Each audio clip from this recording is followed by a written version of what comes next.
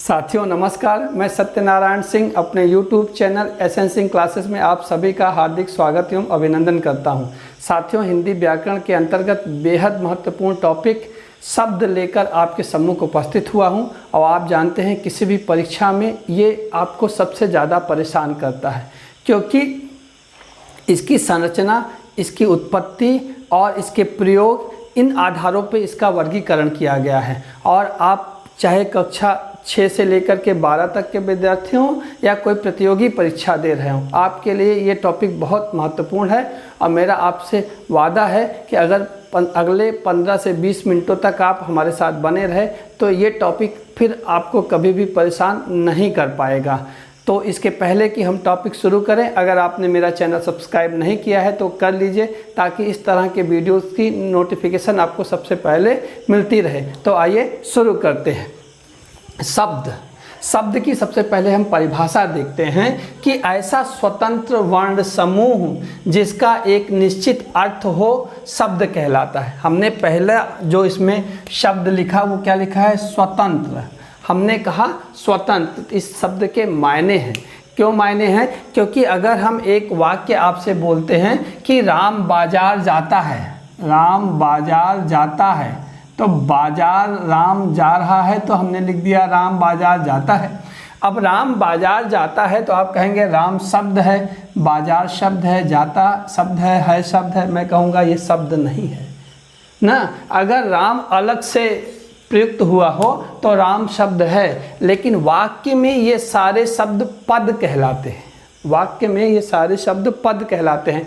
बहुत बेसिक सा अंतर है कि शब्द जब वाक्य में प्रयुक्त हो जाते हैं, जब वाक्य में प्रयोग होते हैं तो उन्हें हम पद कहते हैं। तो ऐसे राम बाजार जाता है में राम पद है, बाजार पद है, जाता पद है क्या है?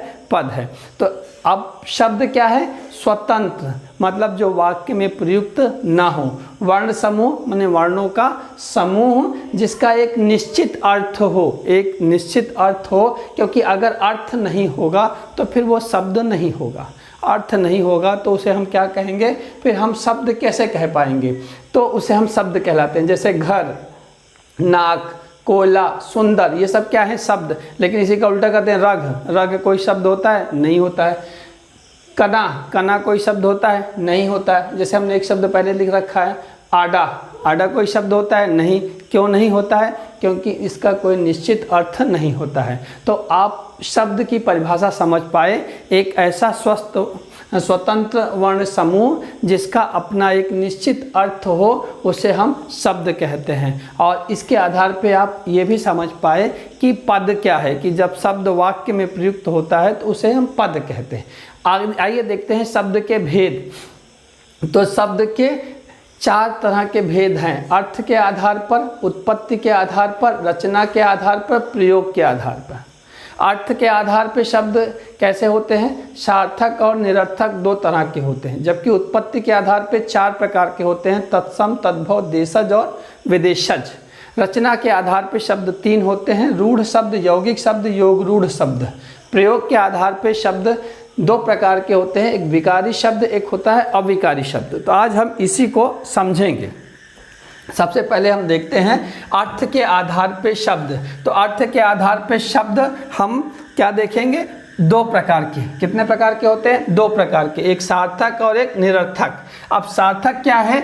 जिन शब्दों का कोई अपना अर्थ हो, जिन शब्दों का अपना कोई अर्थ हो उन्हें हम सार्थक शब्द कहते हैं। जैसे बालिका, फूल, पानी, महल आदि। हमने लिख रखा है आपको ये चीज़ कि जिन शब्दों से किसी अर्थ का बोध हो उन्हें हम सार्थक शब्द कहते हैं। बालिका, फूल, पानी, महल, ये सारे शब्द क्या हैं? सार्थक शब्द हैं। तो हमने आपको बता दिया कि जिनका अपना अर्थ होगा सार्थक शब्द होंगे। कैसे होते हैं? 4 प्रकार के। पहला एकार्थी। एकार्थी शब्द क्या होता है? जिसका अपना केवल एक ही अर्थ हो। जिस शब्द का सिर्फ और सिर्फ केवल एक ही अर्थ हो उसे हम एकार्थी शब्द कहते हैं। मतलब जैसे हम आपसे कहें कि पुस्तक, जैसे हम आपसे कह दें कुर्सी, तो पुस्तक हो गया, कुर्सी हो गया, निंदा कह दें, तो ये सारे शब्द क्या है? एकार्थी। क्यों? क्योंकि पुस्तक का केवल एक ही मतलब होता है। ना, कुर्सी का केवल एक ही मतलब होता है, तो इसलिए ये एकार्थी हुए। हमने लिख भी रखा है कि इन शब्दों से केवल एक अर्थ का बोध होता है, पुस्तक, कुर्सी, ये सारी चीज़ें। ठीक है। अब अनेकार्थी क्या है? अनेकार्थी मतलब कि अब शब्द के अनेक अर्थ होंगे। क्या होंगे? अनेक अर्थ होंगे। शब्द एक ही होगा, अर्थ उसके कई होंगे, तो वो क्या हो जाएगा? अनेकार्थी। जैसे अर्थ है, अर्थ का मतलब होता है, अर्थ का मतलब धन भी होता है, अर्थ का मतलब अभिप्राय भी होता है, अर्थ का मतलब हेतु भी होता है। अर्थ माने क्या होता है? धन भी होता है, अभिप्राय भी होता है, हेतु भी होता है। जैसे कनक है एक शब्द, कनक माने सोना भी होता है, कनक माने धतूरा भी होता है, कनक माने गेहूं भी होता है ना। और एक शब्द है अंबर, अंबर माने वस्त्र भी होता है, कपड़ा भी होता, वस्त्र यानी कपड़ा भी होता है, कपास भी होता है, आकाश भी होता है। तो अनेकार्थी समझ मतलब कि इन शब्दों के एक से अधिक अर्थ होंगे, तो अनेकार्थी। अब अगला है पर्यायवाची शब्द। क्या हुआ? पर्यायवाची शब्द मतलब ये शब्द क्या होंगे? कई शब्द होंगे, लेकिन सबका मीनिंग एक ही होगा, तो उन सारे शब्दों को पर्यायवाची शब्द कह देंगे। हमने क्या कहा कि शब्द कई होंगे, ढेर सारे शब्द होंगे, लेकिन उनका जो है मीनिंग क्या होगा? एक ही होगा, अर्थ एक ही होगा, उसे हम पर्यायवाची शब्द कहते हैं। जैसे जल, जल का मतलब क्या है? जल को आप पानी कहिए, जल को पानी कहिए, नीर कहिए, वारी कहिए ना, आब कहिए, तन्नी कहिए, ये सारे शब्द सब मतलब जल ही होता है, सबका मतलब पानी ही होता है। ठीक है। तो ऐसे शब्द जो कई शब्द हों लेकिन सबका मीनिंग एक हो, वो क्या है? पर्यायवाची शब्द। जैसे आप बादल कह लीजिए, वारिद कह लीजिए, जलद कह लीजिए, मेघ कह लीजिए, कुछ भी कह लीजिए, सबका मतलब बादल यानी पानी बरसाने वाला। ठीक है। आप कमल कह लीजिए, आप पंकज कह लीजिए, नीरज कह लीजिए, जलज कह लीजिए, सबका मतलब क्या है?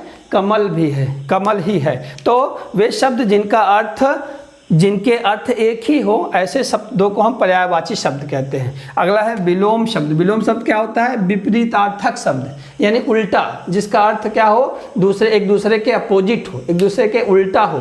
अब मीनिंग अगर एक दूसरे का उल्टा है, अपोजिट है, तो उसे हम विलोम शब्द कहते हैं। अभी इन सब पे मैं आपको सेपरेट वीडियो बनाऊंगा, एक पर्यायवाची पे एक वीडियो, विलोम पे एक वीडियो, एकार्थी अनेकार्थी पे एक वीडियो। मैं इन सब पे आपको अलग अलग से वीडियोस आपको बना के दूंगा।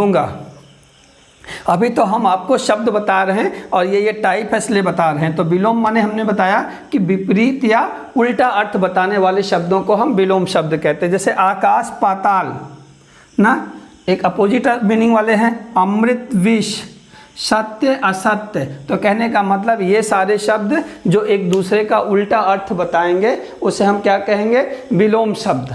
अब देखिए इसी पे है निरर्थक शब्द। तो सार्थक में क्या है? उनका एक अर्थ होगा, लेकिन निरर्थक में क्या होगा? अर्थ नहीं होगा, कोई अर्थ नहीं निकलेगा। ऐसे शब्द जिनका कोई भी अर्थ ना निकले उसे हम निरर्थक शब्द कहते हैं। और आमतौर पे इनका प्रयोग होता है सार्थक शब्दों के मीनिंग पे जोर देने के लिए इनका प्रयोग होता है। हमने लिखा भी है कि जिन शब्दों का कोई अर्थ नहीं निकलता, सार्थक शब्दों को बल प्रदान करने के लिए इनका प्रयोग होता है। जैसे खाना वाना, भाई खाना तो शब्द है, वाना क्या है? रोटी वोटी ना, रोटी तो मतलब शब्द है, ओटी क्या है? तो ये वो शब्द होते हैं जिनका कोई अर्थ नहीं होता है। आमतौर पर सार्थक शब्दों को बल प्रदान करने के लिए, उनके अर्थ पे जोर प्रदान करने के लिए इनका प्रयोग किया जाता है। तो ये हो गया अर्थ के आधार पे। आइए देखते हैं उत्पत्ति के आधार पे। उत्पत्ति के आधार पे देखिए, उत्पत्ति के आधार पे शब्द 4 प्रकार के होते हैं। कितने प्रकार के होते हैं? 4। ध्यान देखिए, 4। तत्सम, तद्भव, देशज, विदेशज। तो तत्सम, तत्सम 2 शब्दों से मिलकर बना है। तत् धन सम, तत् माने होता है उसके, सम माने समान, उसके किसके? संस्कृत के ना। तो तत्सम 2 शब्दों से मिलकर बना है। तत् धन सम, तत् माने उसके किसके? संस्कृत की, संस्कृत के समान। अर्थात वे संस्कृत भाषा के वे शब्द जो सीधे बगैर किसी परिवर्तन के हिंदी में प्रयोग हो रहे हैं, उन्हें हम तत्सम शब्द कहते हैं। लिखा भी है कि ये संस्कृत के जिन शब्दों का प्रयोग हिंदी में ज्यों का त्यों किया जाता है, बगैर किसी परिवर्तन के किया जाता है, उन्हें हम तत्सम कहते हैं। ठीक है। ये वे शब्द हैं जो संस्कृत से सीधे हिंदी में चले आए, इनमें कोई परिवर्तन नहीं हुआ। जैसे अग्नि, अग्नि कोई परिवर्तन नहीं होता। क्षेत्र, अभी हम खेत कहते हैं ना, क्षेत्र, सूर्य, दुग्ध हम दूध कहते हैं, श्रृंगार, मातृ, ना, आम्र हम आम कहते हैं। तो ये सारे शब्द जो संस्कृत के शब्द हिंदी में के ज्यों के त्यों प्रयोग होते हैं, इन्हें हम क्या कहेंगे, तत्सम शब्द। दूसरा है तद्भव शब्द। तद्भव क्या है? तद्भव शब्द क्या है? संस्कृत का विकार है, मतलब वे शब्द जो संस्कृत के हैं लेकिन हिंदी में परिवर्तित रूप में प्रयोग हो रहे हैं, उन्हें हम तद्भव कहते हैं। संस्कृत के वे शब्द जिनका रूप परिवर्तन होकर के हिंदी में प्रयोग हो रहा है, उन्हें हम तद्भव कहेंगे। देखिए, संस्कृत रूप का विकार है और संस्कृत शब्दों का बिगड़ा हुआ रूप क्या है? तद्भव है। कैसे? संस्कृत में है पुत्र और हिंदी में क्या बोला जाता है? पूत, ना। और संस्कृत में है मुख और हिंदी में क्या बोला जाता है? मुँह। संस्कृत में है कोकिल और हिंदी में क्या बोला जाता है? कोयल। तो ये सारे शब्द जो जिनका रूप परिवर्तित करके हिंदी में प्रयोग किया जाता है, लेकिन बेसिकली वो संस्कृत के शब्द हैं, उन्हें हम तद्भव शब्द कहते हैं। आइए, देशज। देशज मतलब देसी भाषा का, अपनी भाषा का, यानी वे शब्द जो हम प्राचीन काल से हमारी जो आदिम जातियाँ हैं वो प्रयोग कर रही हैं, या हमारी जो विभिन्न राज्यों में अलग अलग बोलियों के शब्द जो हिंदी में प्रयोग हो रहे हैं, उन्हें हम देशज शब्द कहेंगे ना। वही लिखा भी है कि देशज, देश में जन्मा। जो शब्द भारत की भिन्न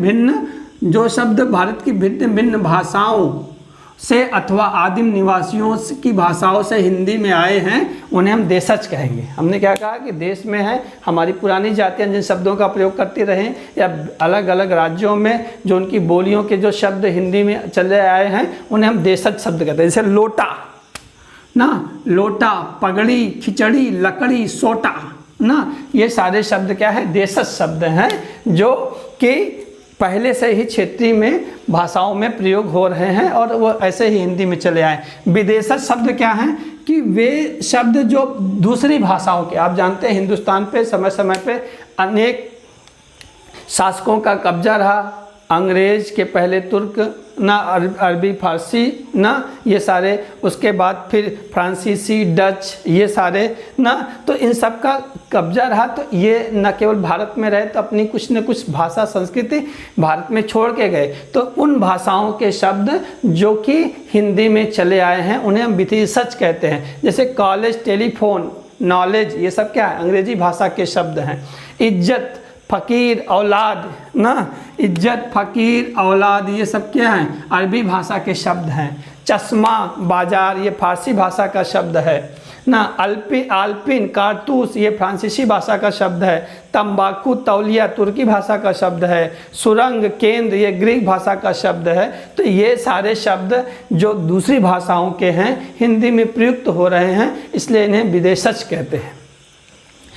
अभी उत्पत्ति के आधार पे 4 ही होते हैं, लेकिन एक और चीज़ आपको अक्सर परीक्षा में पूछा जाता है, संकर शब्द। संकर शब्द क्या होता है? संकर शब्द वो होते हैं जो अलग अलग भाषाओं के शब्द मिल गए हैं, अलग अलग भाषाओं के शब्द मिल गए हैं और एक नया शब्द बन गया है। जैसे अगर हम कहें एग्जाम्पल रेलगाड़ी, तो रेल अंग्रेजी शब्द है, गाड़ी हिंदी शब्द है, और ये दोनों मिलकर क्या बन गया? रेलगाड़ी। तो रेलगाड़ी क्या हो गया? संकर शब्द है। ठीक है। इसी तरह से हमने लिख रखा है छाया, धनदार। छाया संस्कृत का शब्द है, दार फारसी शब्द है, तो छायादार। पान, दान, पान हिंदी का शब्द है, दान फारसी शब्द है। इसी तरह से सील, बंद, ना, रेलगाड़ी। तो ये संकर शब्द क्या हुए? 2 अलग अलग भाषाओं के शब्द हैं, अलग अलग स्रोत के शब्द हैं, वो आपस में मिल करके एक नया शब्द बना देते हैं, उन्हें हम संकर शब्द कहते हैं। ठीक है। आइए रचना के आधार पे देखते हैं। तो रचना के आधार पे शब्द 3 प्रकार के होते हैं, रूढ़ शब्द, यौगिक शब्द, योग रूढ़ शब्द। आपको ये ज़्यादा परेशान करता है कि रूढ़ शब्द क्या भी है, यौगिक शब्द क्या है, योग रूढ़ शब्द कहते हैं। तो रूढ़ माने क्या होता है? मूल शब्द। रूढ़ माने मान लीजिए कि मूल, ना। अब मूल माने क्या है? कि जो अपने मूल रूप में ही हो, जिसमें कुछ परिवर्तन ना हो, जिसका अपना एक निश्चित अर्थ हो, जिसके पहले कोई उपसर्ग हम ना लगा सके, उसे हम क्या कहेंगे? रूढ़ शब्द कहते हैं। हमने कहा रूढ़ शब्द क्या होगा? एक निश्चित अर्थ होगा, एक विशेष अर्थ होगा, एक निश्चित अर्थ होगा, उसी के लिए प्रसिद्ध हो, इसका कोई खंड नहीं होगा। मूल शब्द है तो मूल शब्द का कोई खंड नहीं होता ना, मूल शब्द का कोई खंड नहीं होगा और कोई उपसर्ग आप इसमें नहीं लगा सकते। ठीक है, जैसे अरुण, तारा, रोटी, घर, ठीक है, ये सारे शब्द मूल शब्द हैं, एक ही अर्थ होगा, एक से अधिक अर्थ कभी नहीं होगा, एक ही अर्थ होगा, एक ही अर्थ के लिए प्रसिद्ध होंगे और इसका कोई खंड नहीं होगा, ठीक है, उसे हम क्या कहेंगे, रूढ़ शब्द। अब रूढ़ पता हो गया तो यौगिक भी पता हो गया।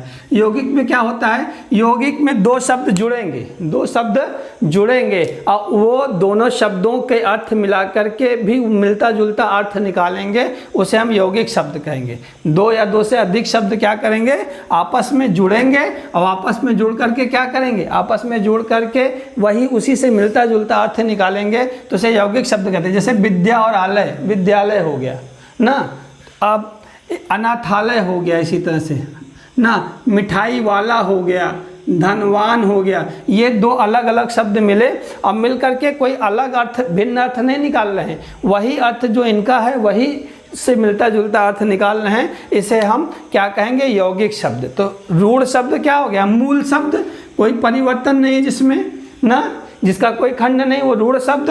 और जब दो शब्द मिल करके एक नया शब्द बना ले तो यौगिक शब्द।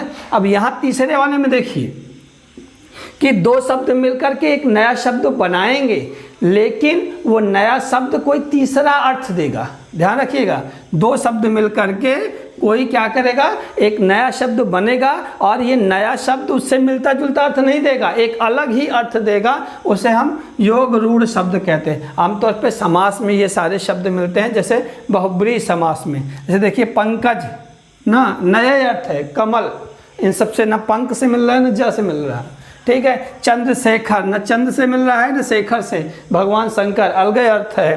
पीताम्बर, पीला है अंबर, भगवान विष्णु, अलग ही अर्थ है। तो ये सारे शब्द जो क्या करें, दो शब्द मिलके एक यौगिक शब्द बनाएं, लेकिन उसका अर्थ क्या हो, कोई अलग ही हो, कोई तीसरा ही अर्थ निकले, उसे हम योग रूढ़ शब्द कहते हैं। अब आइए देखिए, प्रयोग के आधार पे, प्रयोग के आधार पे शब्द दो होते हैं, एक विकारी शब्द, एक होता है अविकारी शब्द। तो विकारी शब्द क्या होता है, विकार माने होता है परिवर्तन। तो जिन शब्दों में लिंग, वचन, काल, पुरुष न, इनके आधार पे परिवर्तन हो, उसे हम विकारी शब्द कहते हैं। हमने लिखा जिन शब्दों में काल, कारक, लिंग, वचन, पुरुष आदि के कारण कोई विकार हो, परिवर्तन हो, उसे हम विकारी शब्द कहते हैं। ये चार प्रकार के होते हैं, संज्ञा, सर्वनाम, क्रिया, संज्ञा, सर्वनाम, विशेषण, क्रिया। हम चारों पे अलग अलग वीडियो बना चुके हैं, डिस्क्रिप्शन बॉक्स में लिंक होगा, वहाँ से आप देख सकते हैं। संज्ञा पे अलग वीडियो है, बल्कि संज्ञा का तो हमने 20 क्वेश्चन जो परीक्षा में पूछे जाते हैं उसका एक अलग वीडियो बना दिया है ना। टॉप 20 क्वेश्चन है, 20 या 22 के आसपास क्वेश्चन है। सर्वनाम का एक अलग वीडियो है, विशेषण का अलग वीडियो है, क्रिया का अलग वीडियो है, अविकारी शब्द का, अव्यय का अलग वीडियो है। तो हमने कहा कि विकारी शब्द में क्या होता है, किन जिन शब्दों में काल, कारक, लिंग, वचन, पुरुष आदि के कारण कोई विकार ना हो, कोई परिवर्तन ना हो, उसे हम क्या कहेंगे, विकारी शब्द कहेंगे। संज्ञा आप जानते हैं क्या, किसी व्यक्ति, वस्तु, स्थान या भाव के नाम को हम क्या कहेंगे, संज्ञा कहते हैं, ठीक है। अब सर्वनाम क्या है कि संज्ञा के स्थान पे प्रयुक्त होने वाले शब्दों को हम सर्वनाम कहते हैं। विशेषण क्या कहते हैं, संज्ञा या सर्वनाम की विशेषता बताने वाले शब्दों को हम विशेषण कहते हैं। क्रिया क्या है, जिस शब्द से किसी काम का करना या होना पाया जाए उसे हम क्रिया कहते हैं। तो ये सारे सब, इसके एग्जाम्पल भी हमने लिख रखे हैं। संज्ञा का लकड़ी, सचिन, बुढ़ापा, सर्वनाम का यह, वह, तुम, तुम्हें, विशेषण काला, बड़ा, सुंदर, क्रिया पढ़ना, लिखना, बोलना, इन सब के अलग अलग वीडियोस भी हमने बना रखे हैं, वहाँ से भी आप इसको डिटेल में पढ़ सकते हैं, एकदम विस्तार में समझ सकते हैं। अविकारी शब्द क्या होते हैं, अविकारी शब्द वे शब्द होते हैं जिनमें लिंग, वचन, काल, पुरुष, इन सब के आधार पे कोई परिवर्तन नहीं होता है। मतलब ये वो शब्द होंगे जिनमें लिंग के आधार पे, वचन के आधार पे, पुरुष के आधार पे, कारक के आधार पे कोई परिवर्तन नहीं होगा, उसे अविकारी शब्द कहते हैं। कितने होते हैं, 4। कौन कौन से, क्रिया विशेषण, संबंध बोधक, समुच्चय बोधक, विस्मयादि बोधक। क्रिया विशेषण जो क्रिया की विशेषता बताए, यहाँ वहाँ ना, कब, कहाँ, ये सब क्रिया की विशेषता बताता है। संबंध बोधक जो दो शब्दों या दो पदों के बीच में संबंध बताए, उसे संबंध बोधक, में, पर, ऊपर, ये सारे। समुच्चय बोधक क्या है? दो शब्दों या दो वाक्यों को जोड़ने का काम करें तो उसे समुच्चय बोधक कहते हैं ना। और एवं, इसलिए, तथा, ये सारे शब्द। विस्मयादि बोधक क्या होते हैं? विस्मयादि बोधक वे जिनसे विस्मय या आश्चर्य प्रकट हो उसे विस्मयादि बोधक कहते हैं, और इसमें विस्मयादि बोधक चिन्ह भी लगा होता है। तो कुल मिलाकर के ये है शब्दों का माया जाल, और आप इसे अच्छे से समझ गए होंगे कि कौन से शब्द किस आधार पे क्या होते हैं। जहाँ कहीं दिक्कत हो तो आप जो है पीछे से वीडियो बैक करके भी देख सकते हैं, और कुछ चीज़ों के हमने पीडीएफ इसमें पहले ही बना रखे हैं। बाकी पर्यायवाची विलोम इन सारे शब्दों के वीडियो हम आपको बना के देंगे।